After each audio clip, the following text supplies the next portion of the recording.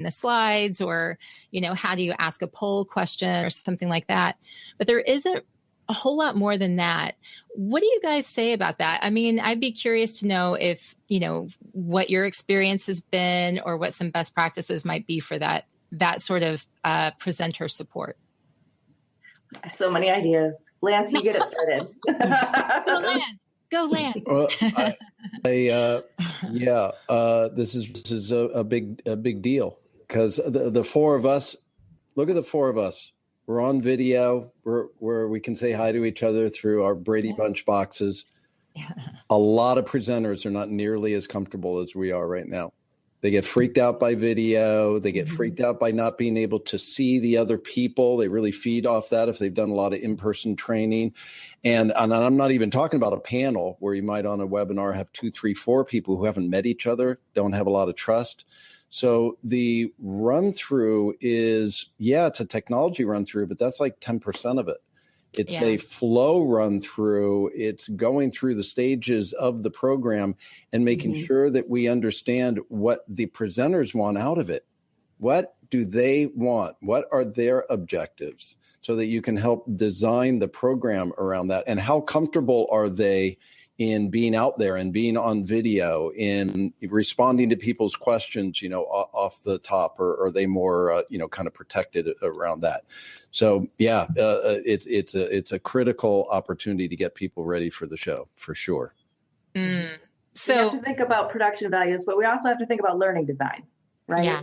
And so, as subject experts that are accustomed to speaking for 55 minutes and leaving 5 minutes for Q&A, not a good learning experience. And so, I've been in a lot of those. when I deliver a webinar, I really try hard to abide by the 10 by 10 rule, where I present 10 minutes of content. We have a 10-minute discussion about it, and we repeat. And so if we don't get to the last segment, who cares? Because the conversation is so rich and it's so meaningful, because it's about solving the problems in the room. And so if we could just institute some, small interaction, methods like that, introduce our SMEs to those, then the experience is just going to be completely different for our guests. Let me go ahead, and one of the great benefits to having Association Chat live every week is that those people who log into Crowdcast and actually engage with us here, hi Tom, hi Karen, hi Jaylene, who have already said hello to us within the chat box, they're able to type in questions. And so I do see a great question that came in from Jaylene that has to do with what we were just talking about. How far in advance do you recommend a practice session should occur? What's the most effective?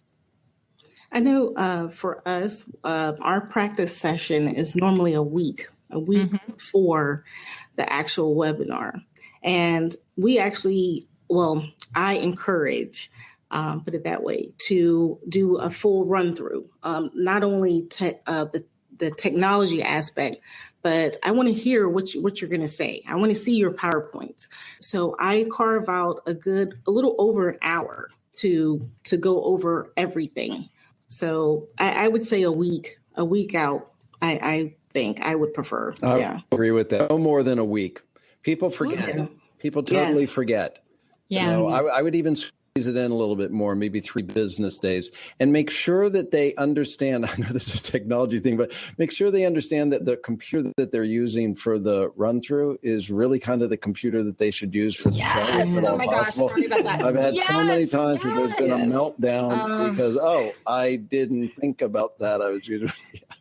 And Audra, I see your question. Is a session recorded? Yes. And you can listen to the audio later on iTunes. It becomes a podcast. Also, if you want to watch this later, as soon as we're done, you can watch the replay and you'll see exactly everything that was in here. And Adrienne Bryant, hi, Adrienne. She says, yes, please use the computer that you're going to be on whenever you have a webinar. Please, presenters. One thing that you hit on a little bit earlier, Tracy, is that you were talking about learning design, the learning design piece of things, which I think kind of gets lost. We get so caught up in figuring out who we're going to bring on, what we're going to cover, the technology, and making sure all the bells and whistles are ready to roll, that we forget about the actual learning design, right? And so I want to talk a little bit more about that, into making sure. Now, you talked about how you break down your content so that you're able to make sure that there's a lot of, good, rich knowledge and learning happening in that. But are there some other things that people can do to try to either build engagement or get more out of the webinar experience? Oh, certainly.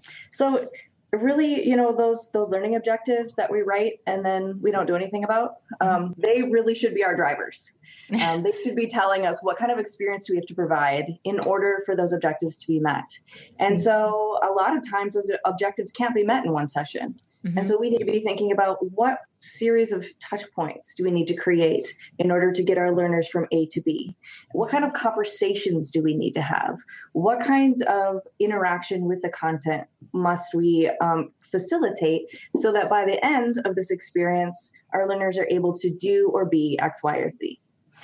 So really understanding that those learning objectives are drivers and they should be measurable, but then thinking of all of the different ways that we can create experiences around content. What is the purpose of webinars in your portfolio? That's a question that every learning team should be asking. Everyone in the learning team. We're thinking about the entire portfolio. So is the purpose of our webinar programs to continue a conversation after a seminal event? Awesome. So then that, informs our design. Is the purpose of webinars to prime learning?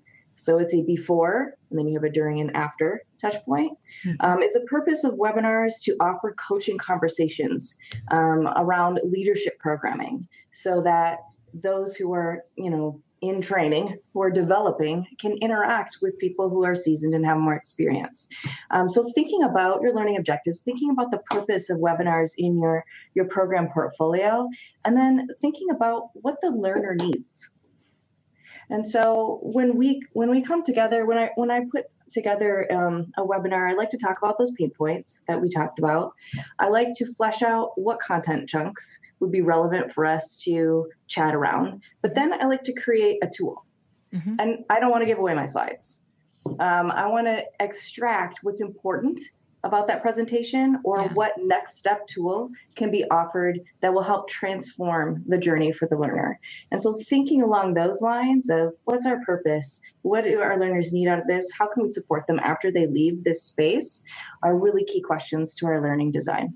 Yeah, I have to agree, because I think that, a great example is when somebody comes up to me and they say they've looked at my slides ahead of the presentation. They're like, I loved your slides. And I'm like, there's nothing on them but images. And we've all learned how that we need to not fill our slides with text. Yeah. So I'm like, what could you get from it? I don't know, that you like the pictures. Thank you. I don't know, but so the learning is so important, but there's also the logistics, there's the tactical, like what kind of platform to use.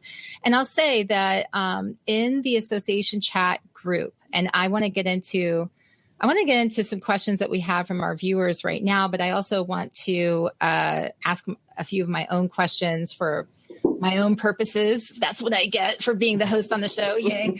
Is getting back to some of the logistics and these platform questions. In the association chat, someone asked this question of, they're just getting started. They know that they have to start putting on webinars for their association.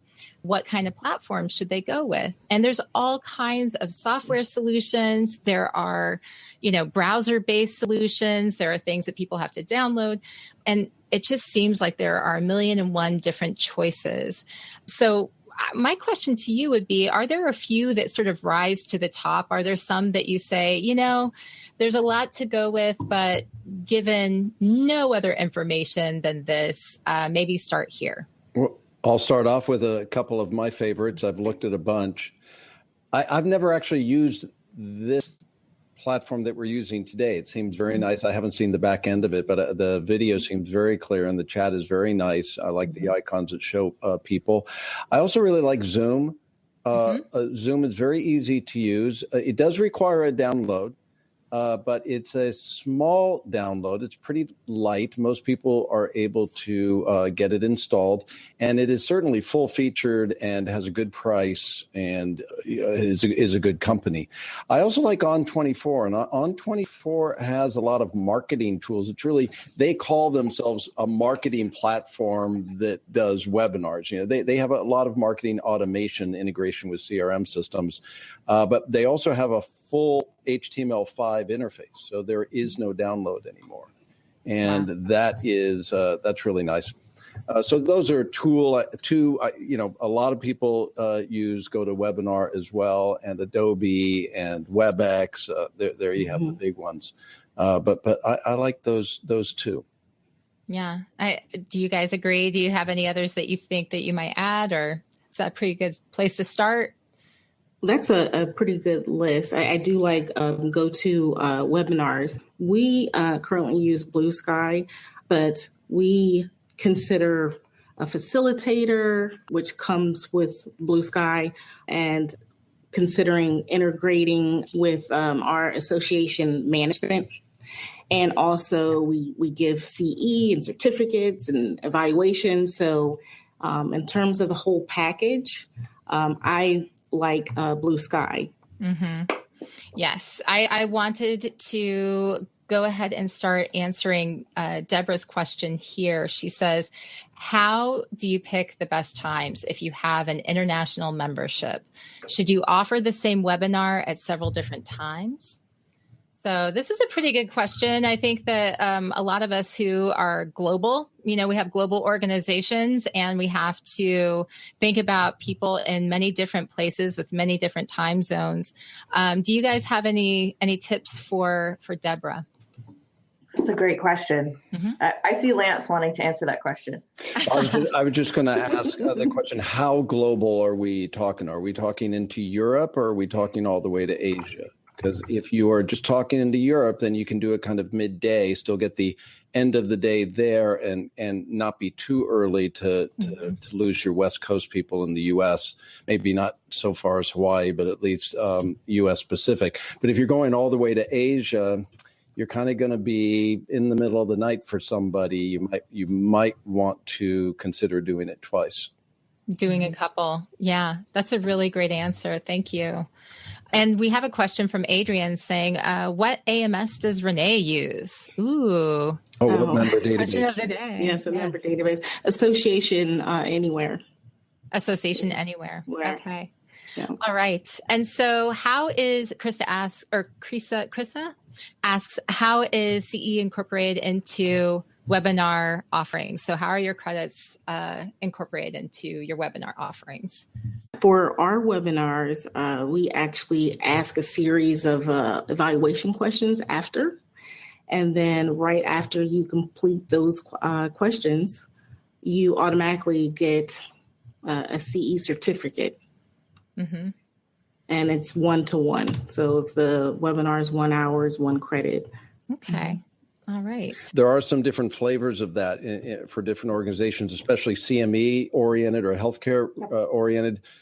Sometimes you need folks to be able, you need the learner to be able to say how much of the hour do they wish to claim. Some of them do kind of require that you have variable. And sometimes they need to be able to say, which kind of credit hour are you claiming? So what's interesting about webinars, especially in the association market, is that they're getting kind of merged into the learning management system overall. It's not just fill out a survey and get a certificate anymore. It's a little bit more sophisticated. And there's nothing wrong with that. That's just a trend that I see. I love this. There is so much knowledge that's coming from you guys right now. I'm really, really feeling fortunate. And Bridget, I didn't mean to ignore you. I somehow skipped over your question. CRM, customer relationship management. So think of like Salesforce is an example. There's a whole bunch. And in the association space, we have, our own variety that you'll find in here too. A lot of people use IMIS or Netform, Personify, Association Anywhere. There's about a dozen of them. And I think we mentioned Fontiva, who's your sponsor. Right. And that's so that AMS and CRM. So a lot of times the AMSs have CRM built into them. The association, when you think of like your database, that's your association management system. And so it's a little bit different from CRM, but sometimes they're interchangeable. It depends on what your organization is using it for. Mm-hmm. All right. Yay. Didn't mean to cut you off there. All right. So Adrian says, do you mind sharing your questions as a sample? Because right now we're very loosey-goosey. I'm so